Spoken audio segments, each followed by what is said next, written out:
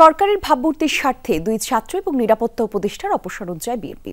দলটির স্থায়ী কমিটির সদস্য খন্দকার মোশাররফ হোসেন বলেছেন, ডিসেম্বর ধরে সংসদ নির্বাচনের রোডম্যাপ ঘোষণা না হলে সরকারের প্রতি দলটির সহযোগিতা অব্যাহত রাখা কঠিন হয়ে যাবে।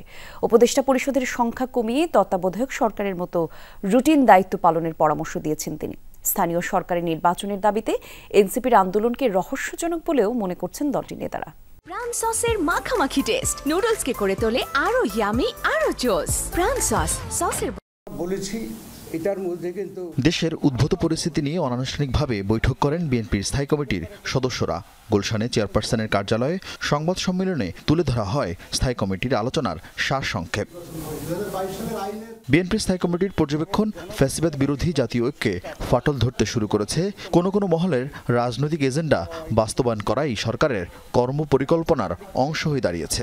অন্তর্বর্তী সরকারের যে সমস্ত উপদেষ্টাগণ একটি নূতন রাজনৈতিক দলের সাথে প্রত্যক্ষ ও পরোক্ষভাবে জড়িত বলে সবাই জানে ও বুঝে।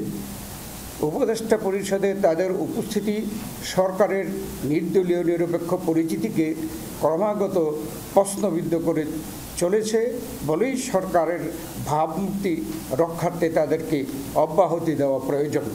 জাতীয় নিরাপত্তা উপদেষ্টার গতকালের বক্তব্য আবারও নূতন বিতর্কের জন্ম দিয়েছে। সরকারের ভাবমূর্তি রক্ষার্থে তাকেও অব্যাহতি দেওয়া প্রয়োজন হবে। তাদেরকে বাদ দিয়ে কেয়ারটেকার মোডের দিকে যেতে হবে, সংখ্যা কমিয়ে আনতে হবে। আদালতের প্রতি সম্মান রেখে মেয়র পদে ইশরাকের শপথ আয়োজনের পরামর্শ বিএনপির। এছাড়া নির্বাচন কমিশনের সামনে এনসিপির বিক্ষোভের ঘটনাকে রহস্যজনক বলেও মনে করেন তারা।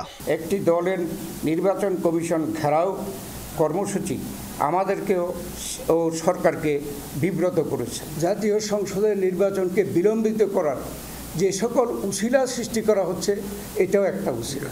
দাবি করা হয়, ডিসেম্বর সময়সীমা ধরে জাতীয় নির্বাচনের রোডম্যাপের হুঁশিয়ারি দেওয়া হয় সরকারকে সহযোগিতা না করারও। 2025-এর মধ্যে একটি জাতীয় সংসদ গঠনের জন্য অবিলম্বে সুনির্দিষ্ট রোডম্যাপ ঘোষণার দাবি জানাচ্ছি। এর অন্যথা হলে জনগণের দল হিসাবে বিএনপির পক্ষে এই সরকারের প্রতি সহযোগিতা অব্যাহত রাখা কঠিন হয়ে দাঁড়াবে। আমরা এখন বলছি যে এইরকম কর্মকাণ্ডের ফলশ্রুতিতে সেই সাহায্য, সেভাবে সহযোগিতা করাটা কঠিন হয়ে যাবে। এই কথা।